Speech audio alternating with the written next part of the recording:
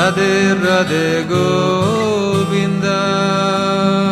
Bem-vindos ao nosso canal no YouTube, o Instituto Gaudiya Vaishnava de Educação. Meu nome é Mahakrishna Namdas e nós temos como vocação comparar o conhecimento lógico, científico, racional, acadêmico do Ocidente com a sabedoria milenar dos Vedas, dos Puranas, do Upanishads, da Bhagavad Gita. Então aqui nós continuamos com a nossa saga do Uddhava Gita, que é uma sessão do 11º canto do Bhagavad Purana, do Srimad Bhagavatam, uma conversa entre Uddhava e Krishna, assim como nós temos a Bhagavad Gita, que é uma conversa, um diálogo elucidatório, filosófico, religioso, teológico, entre Krishna e Arjuna. Aqui Krishna está conversando, dialogando com o seu discípulo, discípulo de Brihaspati, com o seu amigo, com o seu ministro, com o seu devoto muito íntimo, Sri Uddhava. Então esse diálogo já vem decorrendo há 22 episódios. Esse é o episódio 22, né? Deixa eu mostrar aqui para vocês.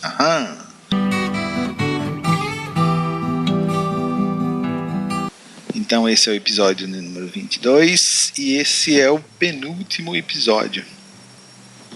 E do que Krishna vai estar falando nesse episódio? Sobre Jnana Yoga. Você pode me perguntar, mas Krishna já falou sobre isso várias vezes, sobre Sankhya especificamente, que é uma vertente de Jnana. Então, exatamente por isso, para vocês entenderem a importância do conhecimento, mesmo para a divindade suprema, mesmo para o próprio Deus, Krishna, como é importante a discriminação racional, a discriminação, a comparação entre a matéria e o espírito, entre o corpo e a alma, entre o eu e o não eu, Atma e Anatma, para se distinguir e se obter posteriormente conhecimento sobre a verdade absoluta. Então Krishna novamente irá falar sobre Jnana Yoga. E depois, no último, derradeiro capítulo, Krishna vai falar sobre Bhakti Yoga, sobre o serviço devocional puro. Tá bom, vamos lá então, verso 1. A Suprema Personalidade de Deus disse: não se devem louvar nem criticar as naturezas e atividades condicionadas dos outros. Ao contrário, deve-se ver este mundo como mera combinação da natureza material e das almas desfrutadoras. Então o que existe aqui é Purusha e Prakriti. Olha a filosofia Sankhya aqui de novo escancarada, né? A natureza material e as almas desfrutadoras. Prakriti e Purusha. Simplesmente essa é a dimensão da realidade no mundo material, né? Tudo baseado na verdade absoluta, única. Tanto as almas divátimas desfrutadoras, as almas condicionadas, quanto a Prakriti, a natureza material e seus 24 elementos, eles repousam na energia do Senhor Krishna.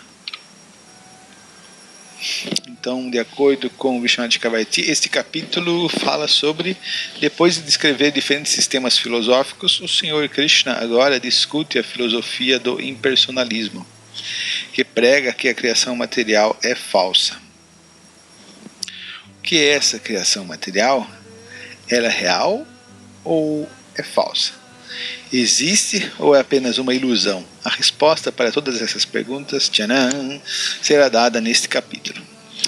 E de acordo com Srila Bhaktisiddhanta Saraswati, o mestre espiritual de Srila Prabhupada, neste mundo material, todas as variedades são manifestações da interação dos três modos da natureza. Mas na morada transcendental do Senhor, Vaikuntha, não existe influência dos modos da natureza. Lá, as energias espirituais do Senhor manifestaram um mundo de variedade espiritual. Por causa da competição dos três modos, isso está muito bem claro, né? No 14º capítulo da Bhagavad Gita, predominam as distinções poluídas entre superioridade e inferioridade, mal e bom, bem e mal, mais forte, mais fraco, mais bonito, mais feio, mais rico, mais pobre, mais preto, mais branco, mais gay, mais machão, Portanto, a atmosfera material é premiada de elogios, glorificações e condenações críticas. Mas na morada transcendental de Vaikunta só existe serviço devocional, glorificação a Krishna. Onde não há influência da energia material, não existem tais distinções. Aqui na introdução deste capítulo do Srimad Bhagavatam, feita por Hridayananda Maharaj, cada elemento criado neste universo é um produto material dos três modos da natureza. Os três gunas, bondade, paixão e ignorância, Raja, Sattva e Tamas, eles são a raiz fundante dessa prakriti, desse mundo material, e formam toda a realidade desse lugar. Então está sujeito à percepção sensorial e, em essência, é irreal. Pelo fato de ser temporário, ele é irreal. Tudo que é real é eterno e por isso é verdadeiro. Verdade, realidade e eternidade são sinônimos. Agora, aquilo que é temporário, ele é sinônimo de ser irreal. Porque o ser é sempre existente o ser, Toon Eon. Já quando alguma coisa nasce, cresce e depois morre, ou seja, tem um prazo de validade, isso significa que ela é real, porque o que é real é eterno e sempre existente. Na verdade, as designações de bom e mal que atribuímos aos vários objetos e atividades deste mundo são todas superficiais. É melhor evitar a condenação ou o louvor de qualquer coisa neste mundo, pois isso apenas enreda o indivíduo na matéria e o priva das metas superiores da vida espiritual. Deixa a pessoa confusa, né, com relação ao caminho reto e direto da vida espiritual, que é de desapego e de foco na transcendência. Deixa eu fazer uma correção. Esse daqui é o significado pro verso 1 desse capítulo 28. As dualidades como causa de emaranhamento.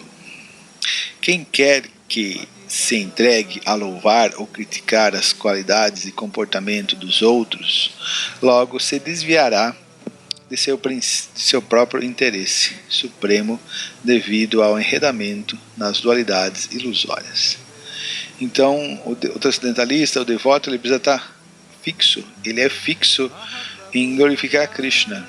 Ele sempre está pensando em Krishna. A partir do momento que ele coloca a sua atenção, o seu foco, seus elogios ou críticas nas pessoas, nas coisas do mundo material, ele está tendo uma conexão com o mundo material. Então ele se enreda. A partir do momento que ele coloca a sua mente, os seus elogios, sua glorificação, sua atenção, sua fala, seu caminhar na Suprema Personalidade de Deus, na verdade absoluta, o Senhor Shri Krishna, esse ponto é transcendental e ele vai alcançar esse objetivo graças a isso. Chama-se meditação. Assim como a alma espiritual corporificada perde a consciência externa quando seus sentidos são dominados pela ilusão do sonho ou pelo lúgubre estado de sono profundo, alguém que experimenta a dualidade material tende a defrontar-se com a ilusão e a morte.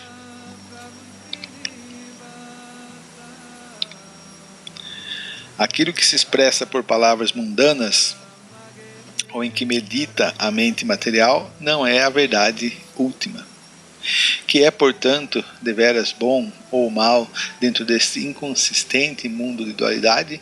E como se pode medir a extensão de tal bem e mal? Então essa é a pergunta de Sri Uddhava para o Senhor Krishna. Significado do verso 4. A impressão de que o bem e o mal existem à parte do Senhor Supremo é como os sonhos bons e maus experimentados por alguém adormecido. Sonhos bons e maus são igualmente irreais. Da mesma maneira, o bem e o mal materiais não têm existência permanente à parte da personalidade de Deus.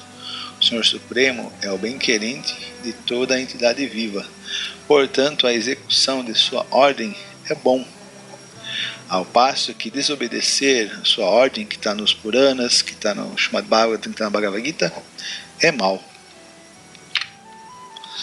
A super-alma, the super soul. Apenas a superalma é o controlador e criador último deste mundo. Logo, só ele também é o elemento criado. De igual modo, a própria alma de toda a existência mantém e é mantido, recolhe e é recolhido. Não se pode averiguar de modo correto que alguma outra entidade está à parte dele. A alma suprema, que não obstante é distinta de tudo e de todos os demais, o aparecimento da tríplice natureza material que é percebida dentro dele, não tem fundamento verdadeiro. Ao contrário, deves entender que esta natureza material, composta dos três modos, é mero produto de sua potência ilusória. Então, devido à influência da potência ilusória Mahamaya do Senhor, nós pensamos que existe Deus, mas Deus está lá, Ele não interfere tanto na nossa vida, né? Que eu tenho que trabalhar, eu tenho que comer, tenho que sobreviver, tenho que me divertir, tenho que fazer tudo isso. É uma mentalidade mais ou menos como se nós estivéssemos à parte da existência e do controle de Krishna. Ao passo que o devoto puro, ele tem a realização, não é algo teórico, é uma intuição profunda, é ver face a face que tudo o que acontece, mesmo quando uma folha cai de uma árvore, isso é controlado pelo Senhor Supremo, Ishvara Paramakrishna. Então, o não devoto, aquele que tem a consciência encoberta por Maya, não consegue ver a conexão direta, a existência direta entre Deus e todas as coisas. Todas as coisas são orquestradas por Deus. Já o devoto puro, ele tem a plena consciência que Krishna é o supremo controlador e ele age através dessa visão profunda da realidade. A ausência de críticas e louvores. Quem compreendeu bem o processo para tornar-se firmemente fixo no conhecimento teórico e realizado, como aqui eu descrevi, não se entrega à crítica nem ao louvor materiais, tal qual o sol, ele divaga, essa parte eu adoro, ele divaga à vontade pelo mundo inteiro. De acordo com Srila Jiva Goswami, existem duas principais dualidades materiais. A primeira dualidade é que a alma condicionada vê, do ponto de vista material, o bem e o mal, o belo e o feio, o rico e o pobre, e assim por diante. A segunda é que ela vê o mundo material inteiro como a parte, ou independente da suprema personalidade de Deus. A primeira dualidade, a dos opostos, isso está em Platão também, está sujeito à dissolução pela influência do tempo evanescente. E a segunda dualidade, a do separatismo, é mera alucinação. Então vamos lá para a pergunta de 1 milhão de euros que Uddhava vai fazer agora. Shri Uddhava disse: meu querido senhor, não é possível que esta existência material seja a experiência da alma, que é o vidente, ou do corpo, que é o objeto visto. Por um lado, a alma espiritual tem o dom inato do conhecimento perfeito, e por outro, o corpo material não é uma entidade viva consciente. O corpo é matéria morta. Quem experimenta é a alma, mas a alma é pura, ela nunca entra em contato com o mundo material. Então como que fica isso? A quem então pertence essa experiência de existência material? A alma espiritual é inexaurível, transcendental, pura, autoluminosa e jamais encoberta por algo material. É como fogo, mas o corpo material, não vivente, é tal qual a lenha, inerte e inconsciente. Portanto, neste mundo, quem é que de fato sofre, que sofre bastante, a experiência da vida material?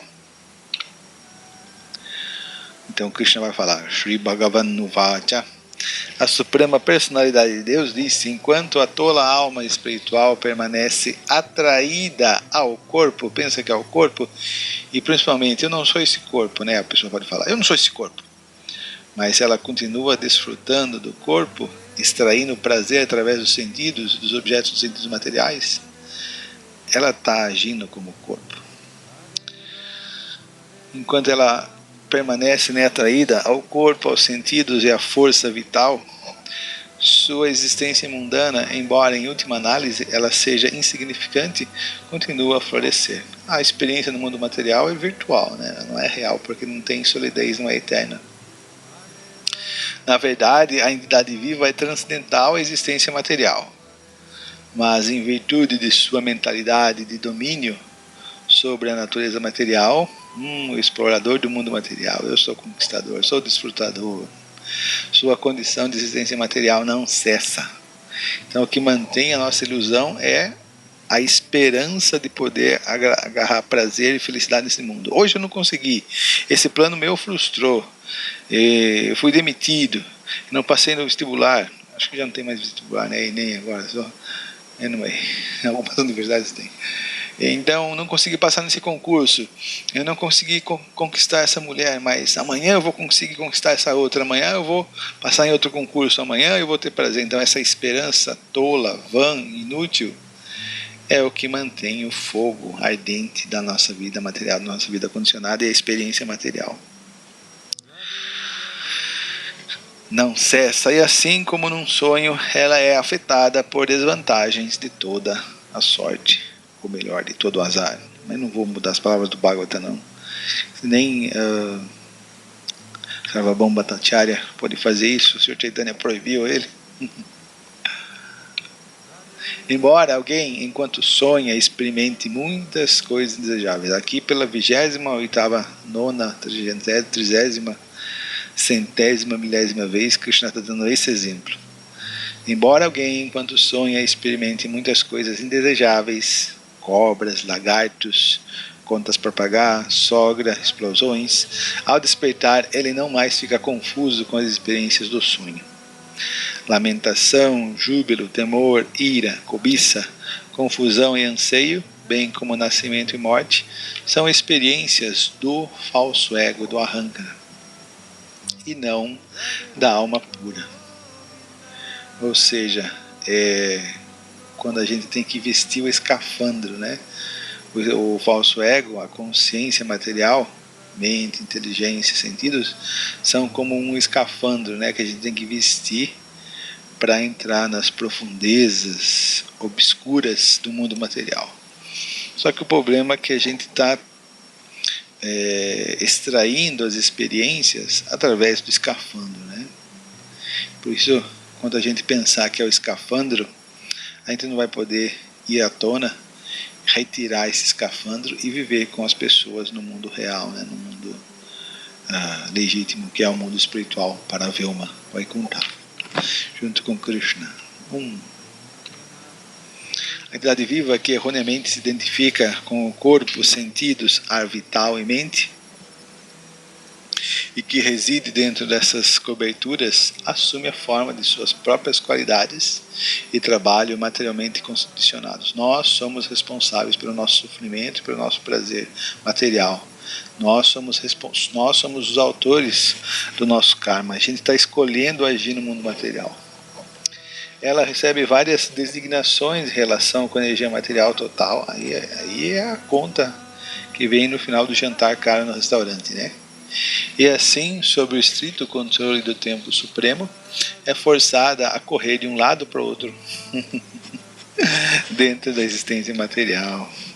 Tá pegando fogo, tá ardendo, tá queimando. Embora não tenha base concreta, o falso ego é percebido de muitas formas, como as funções da mente, como a fala, o ar vital e as faculdades corpóreas.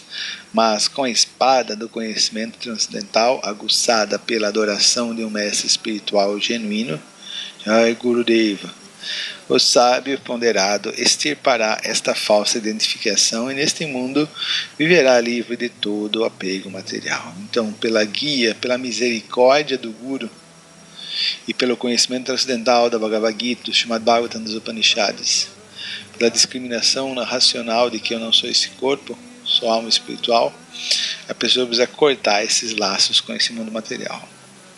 Mas especificamente para nós, seguidores de Sri Chaitanya Mahaprabhu, de Sri Rupa e Sri Sanatana, seguidores de Srila Prabhupada, o cantar do Mahamantra Hare Krishna é essencial para fazer esse corte, esse desenraigamento com o mundo material. Então agora vai vir uma sessão de Jnana bem sólida, bem hardline para vocês. Leitura dos versos 18 a 24 desse capítulo 28. Aqui, capítulo 28, Jnana Yoga. Vamos lá, verso 18, né? 18 a 24. Opa, passamos. Aqui o verso 18. Verdadeiro conhecimento espiritual, Jnana, baseia-se na discriminação entre espírito e matéria e cultiva-se por meio de evidência escritural, austeridade, percepção direta, assimilação dos ensinamentos narrados nas histórias puranas e inferência lógica. Então a inteligência Buddhi faz essa discriminação entre matéria e espírito, e o que vai alimentar esse entendimento são as escrituras reveladas, né? Bhagavad Gita, Srimad Bhagavatam, acompanhado de austeridades, percepção direta. Você tem que ver como o mundo material é temporário, é falho, é miserável. Você tem que enxergar isso, como as relações são falhas, como tudo acaba. Aquele amigão de infância que você tinha, né? Que você falava, você é meu grande amigo, eu jamais vou me separar de você. E você tinha uma identificação tão grande com aquela pessoa, né? Aí ele muda para outra cidade, 2 anos depois ele se torna um completo desconhecido. A verdade, aqui inferência lógica também, a verdade absoluta que sozinho estava presente antes da criação do universo e que permanecerá só após sua destruição, é também o fator tempo e a causa última. Mesmo na fase intermediária da existência desta criação, a verdade absoluta é a realidade verdadeira. Oh, thank you! Adoro quando acontece isso. Vamos lá, verso 19.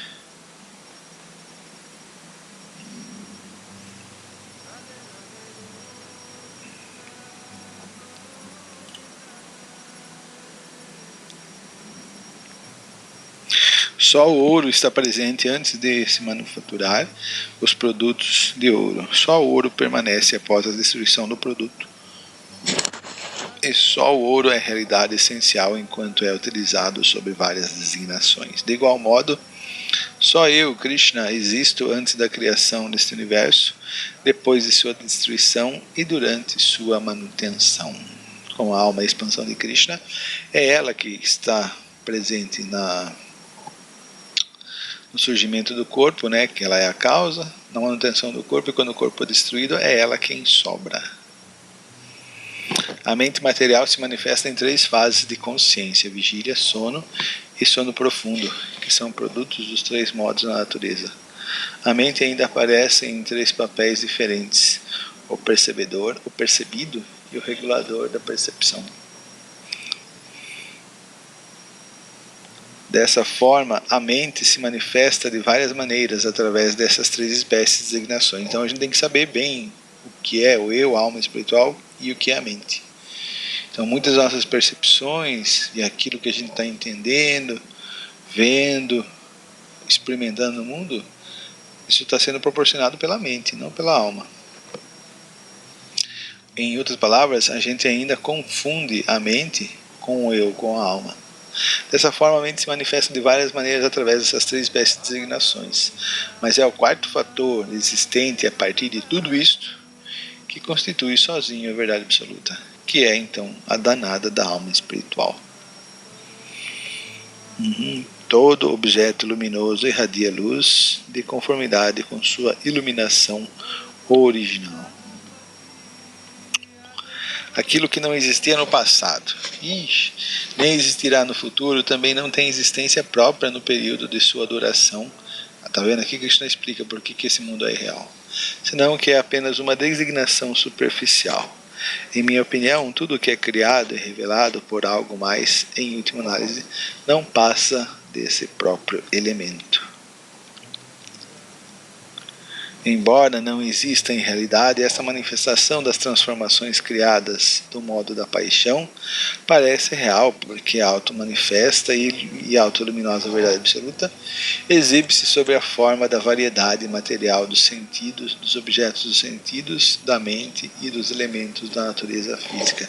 Ou seja, é Krishna que está por detrás de tudo, né, meu filho?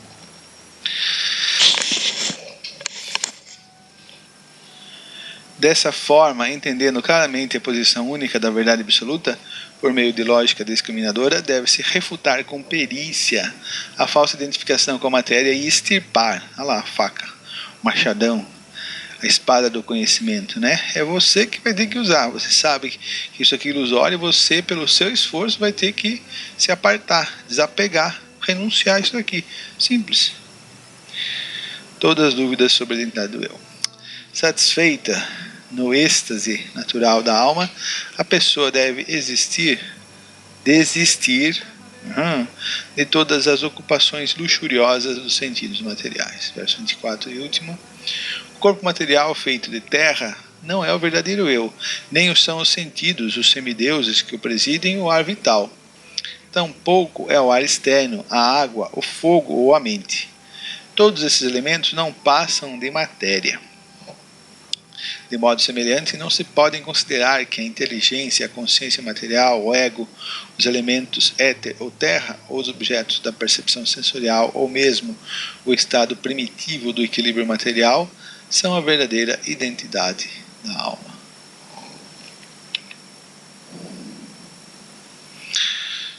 Então agora vem, depois de Krishna falar sobre Jnana, ele vai glorificar o processo de Bhakti.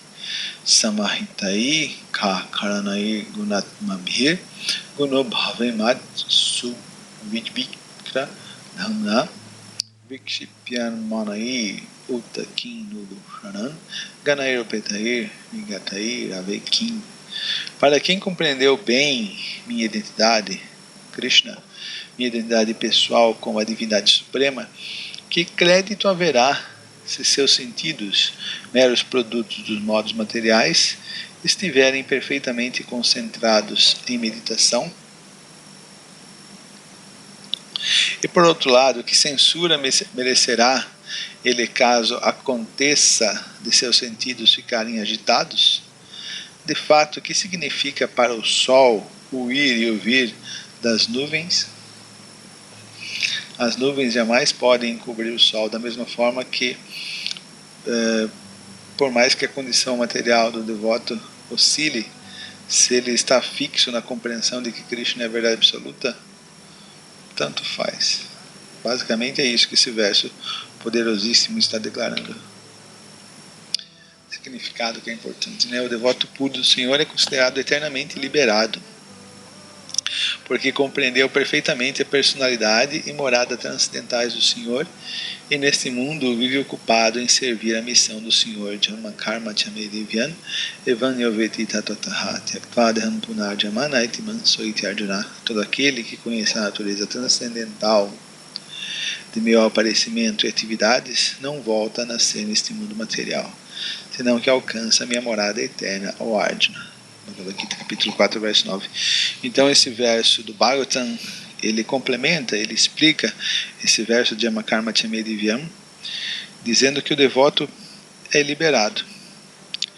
O devoto puro, aquele que tem a compreensão correta dadas por Rupa Goswami, dadas por Sanatana Goswami, dadas pelo Chaitanya Bhagavata, pelo Chaitanya Charitamrita, pelo Srimad Bhagavatam, essa pessoa é completamente liberada, porque ela já entendeu a verdade absoluta em sua expressão máxima. Ainda que superficialmente tal devoto possa parecer agitado por acontecimentos do mundo material, enquanto desempenha a missão do Senhor, ou seja, ele está totalmente engajado na missão do mestre espiritual, na instituição do mestre espiritual.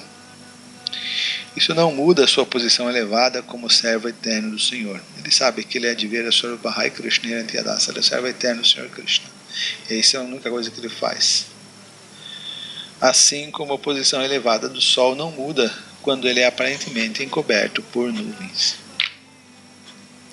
Então vamos lá, conselho de Krishna.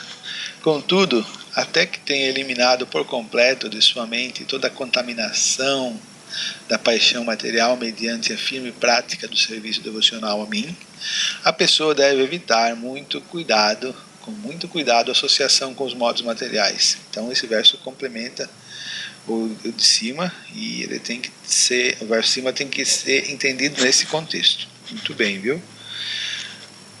A pessoa deve evitar com muito cuidado a associação com os modos materiais que são gerados de minha energia ilusória. Assim como uma doença maltratada reaparece, surge depois e causa repetidos sofrimentos ao paciente, a mente que não se purificou por completo de suas tendências pervertidas permanecerá apegada a coisas materiais e repetidas vezes atormentará o yogi imperfeito. Às vezes o progresso de transcendentalistas imperfeitos é detido em virtude do apego a membros familiares, discípulos ou outras pessoas que são enviados pelos invejosos semideuses com esse propósito. Mas, pela força de seu avanço acumulado, tais transcendentalistas imperfeitos retomarão sua prática de yoga na próxima vida. Isso é muito bem explicado, nos versos finais do capítulo 6 da Bhagavad Gita. O yogi malogrado. Eles jamais voltarão a ficar presos na rede do trabalho fruitivo. Depois que você começou o Bhakti, serviço devocional, quando você encontrou um devoto puro, especialmente um seguidor de Rupa Goswami, Sanatana Goswami, do Sr. Chaitanya, depois que você se associou, tomou iniciação com esse mestre espiritual, os seus dias no mundo material estão contados. Ao nascer o sol destrói a escuridão que encobre os olhos dos homens. O estágio de Bhava, Mas ele não cria os objetos que eles então veem diante de si, os quais de fato existiam o tempo todo. De modo semelhante, a realização potente e concreta acerca de mim destruirá a escuridão que encobre a verdadeira consciência da pessoa. Olha o sol aí. O Senhor Supremo é autoluminoso, não nascido e imensurável. Ele é a consciência transcendental pura e percebe tudo, único e inigualável. Ele só é realizado depois que as palavras ordinárias cessam. Por ele são postos em movimento o poder da fala e os ares vitais. Srimad Bhagavatam, canto 11, capítulo 28, versos 34 e 35. A visão deficiente do materialista. Qualquer aparente dualidade que seja percebida no eu deve-se apenas à confusão da mente. De fato, tal suposta dualidade não tem outra base em que repousar senão a própria alma. A dualidade dos 5 elementos materiais é percebida apenas em termos de nomes e formas. Aqueles que dizem que esta dualidade é real são pseudo-eruditos, que em vão propõem teorias fantasiosas sem base nos fatos. Krishna acabou com a ciência e com a filosofia no mundo ocidental. Após recomendar o processo de yoga como auxílio, Krishna descreve o processo de bhakti.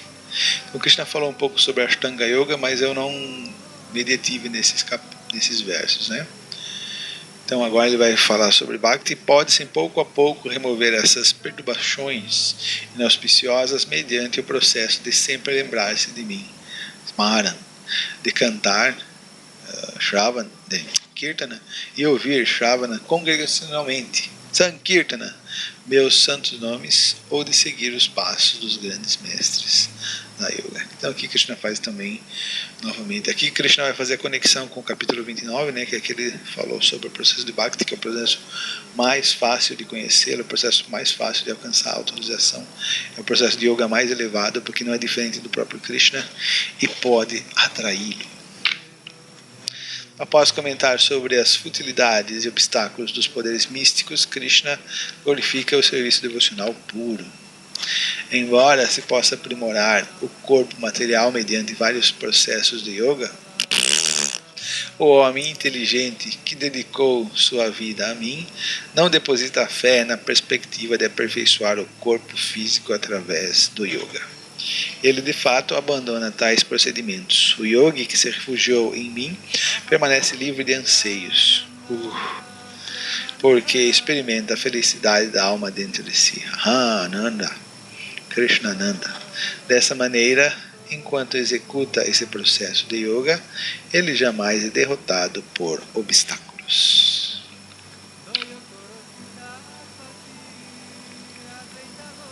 Srila Prabhupada Ki Jai. Então, terminamos aqui o capítulo 28 do Bhagavad Gita, a videoaula de número 22. Então, já convido vocês antecipadamente. O próximo videoaula será o último e derradeiro capítulo, a última videoaula do Bhagavad Gita, e irá falar sobre Bhakti, fechando com chave de ouro, tá bom? Muito obrigado pela paciência, pela atenção. Tenha um bom dia, uma boa tarde ou uma boa noite. Hare Krishna e tchau! Ramachandra Sangha Mage Narottamo Dasa.